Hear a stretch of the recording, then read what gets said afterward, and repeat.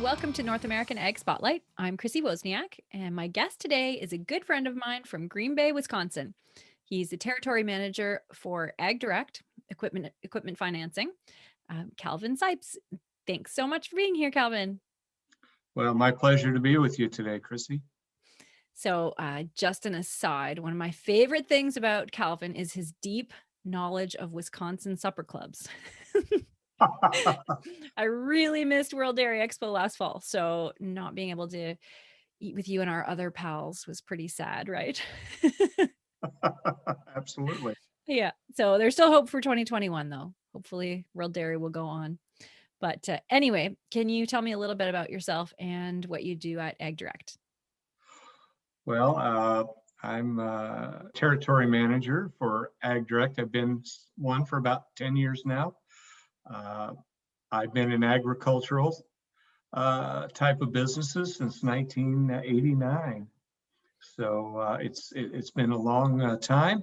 And what I do is I work with equipment dealers here in Wisconsin and the UP of Michigan, and I offer them a option for equipment financing so that they can give their customers additional financing options if they need, because otherwise these customers either have to use the manufacturer's financing option or their local banker. And so Ag Direct is another choice for them to utilize and get some pretty good rates. One of the hallmarks of Ag Direct is its low interest rates. Right. Yeah. And you work with Farm Credit, right? Right. We are partnering with many farm credits. Yeah. Here in Wisconsin, we're partnered with Ag Country, with Greenstone, and with Compeer Financial. And the idea is we are the equipment finance option for those farm credits so that they can concentrate on the rest of the agricultural financing business that needs to be taking place. Right. Yeah. So do you work with the dealers or directly with the producers? Well, 95 to 98% of the time, I deal strictly with the dealers. I see. Yeah. And basically that entails, number one, getting them set up to utilize Ag Direct. Ag Direct is a desktop-based system, and they can just go on right from their desktop and get things taken care of right there. We also have smartphone options as well as tablet options. And we're trying to be on the cutting edge of this financial world as it changes. We're trying to be right there with it. So basically, I work with the dealerships, but every now and again, one of our farm credit partners will ask me to meet with their partner customer and get right down into the nitty gritty of what they're needing and how can we make it work. Right. And so at that point, then I'll work right with the farmers directly. Awesome. That's good. Yeah. So the whole reason that I wanted to talk to you is because you do have a really good knowledge of what's happening, not just with one company or one, but kind of what's happening with money and equipment across Wisconsin and and really across North America as well. Um, so as you know, the ag industry has been on a roller coaster over the last year, and as is most of the world. We've seen equipment manufacturing held up because of COVID restrictions, because of illness within the plants, so and all of that. So, have you been seeing this as well? Oh, yes, we've seen that across the board. No matter what size of manufacturing you deal with, there's issues out there. And, the issues started last February. Dealerships were hesitant to order equipment because this pandemic was just beginning. They weren't sure what was going to happen. And so they didn't place orders. Well, the manufacturer is sitting there looking at what's coming in, and they don't gear up to manufacture what they were normally going to manufacture. I mean, that's how the whole thing got started. Right. And so we didn't realize what was going to happen, and things exploded. The private sector got involved first early in spring. Because they had to stay home, those folks went out and bought ATVs, they bought lawnmowers, they bought utility tractors because they were at home. They're going to start taking care of their property a little more Right. because they couldn't go anywhere. Well, that just blossomed, and pretty soon the ag industry is in the same boat. People are out buying equipment right and left. Well, that really hit and was unexpected as far as these dealers are concerned. They didn't expect it. They didn't see it coming. Nobody saw it coming, really. So Right. there's no fault to be had on anybody's part. And now we're at the point where you're right. COVID has hit the manufacturers where they have to be careful about manufacturing practices. Things have been slowed down. They're having trouble because their part suppliers are having the same issues.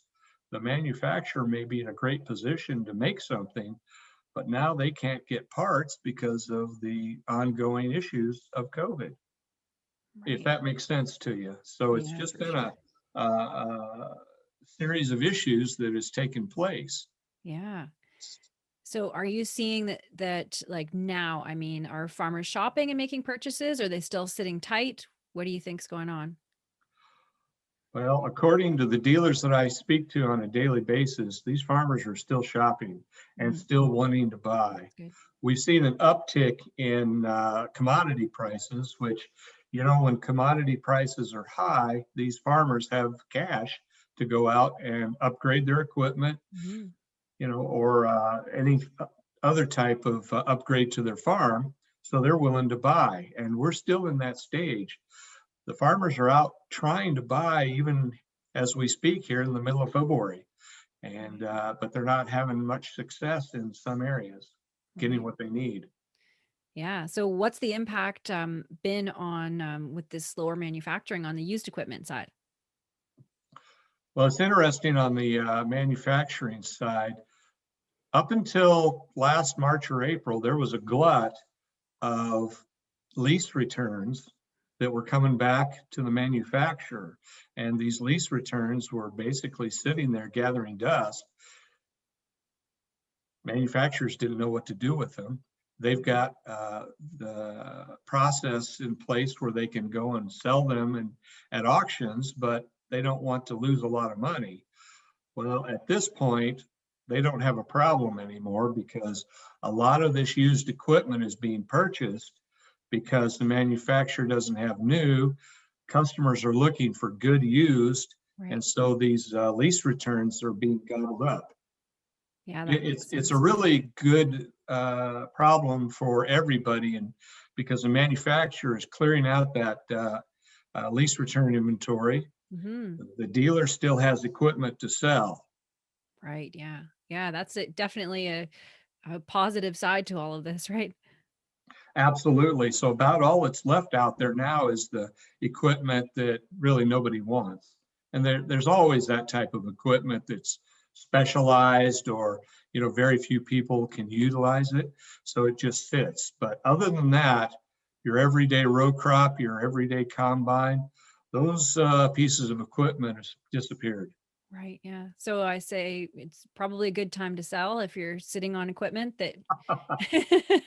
Well, what the dealers are telling me today is they could sell more equipment if they had it. Right. Yeah. So the issue now is getting the equipment. And it goes back to that first issue of the manufacturer being able to knock it out and get it to the end user in time. Right. Yeah. So if someone's ready to put money down on new equipment, when do you think generally they're going to see it in their yard now? Well, Now of that's a course, big that's statement because it's up to the yeah. manufacturer, but what are you It's up hearing? to the manufacturer, but I'm having conversations every day. And boy, if you were to order a piece of equipment today from any manufacturer, I'm told you could expect it anywhere from August to October. Wow. That's what they're saying, and it doesn't really matter the size of the manufacturer. Right. They're out that far. Wow. We had a great run here in December, as you usually do for equipment. Hmm. So they had a lot of orders placed in December for equipment that they wanted to get delivered early before planting. and everything else is left over as far as getting equipment to the customer. And if you waited, now you're going to be waiting a long time. Right.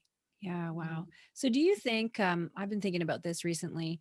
Do you think that the manufacturers are kind of being lulled into a false sense of security of, there's still so much draw that, they're not quite thinking about, okay, well, once we catch up, where are the sales coming from without farm shows, without all of that? I don't think that they're lulled in a false sense of security. I think that they have a plan in place and they're going to execute that plan. Uh, because they know what the farming industry is all about, Mhm. and they're still going to manufacture based on that. And there is a lot of interest in newer technology. Right. And I think that's what's selling right now is the newer technology that's out there. Hmm. So that's what's driving sales. And these manufacturers are all about that. Pretty soon, Chrissy, you're going to have a tractor out there that doesn't require someone sitting in the seat, Right. and that will drive sales. For sure. So Definitely. that's probably the best way I can answer that. Yeah. And so what about interest rates? What do you think is going to happen? Are they going to hold? Do you have a crystal ball? Well, if I could answer that, Christy, I'd be a rich man. Mhm.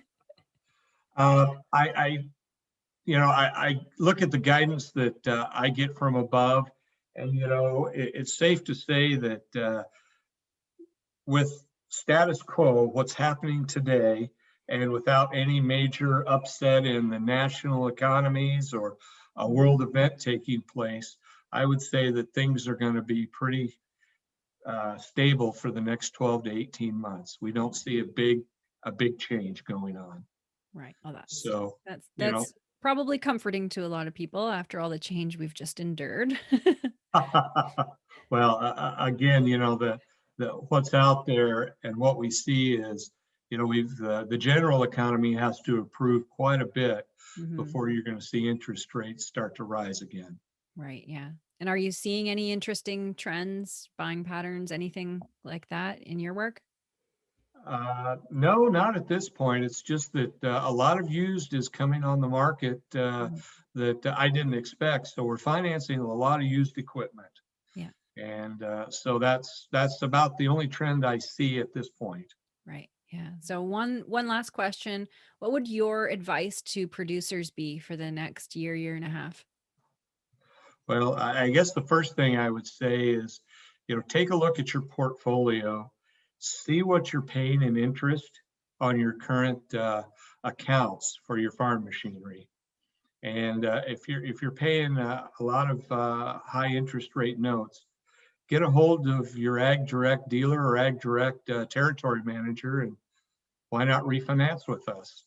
I would say I had a lot of refinance business the last Mhm. quarter of 2020, and it's still happening. Right. So take a look at that portfolio you have and maybe make those changes. Evaluate your current equipment line, take a look and see what you've got. And if you're going to replace it, talk to your accountant.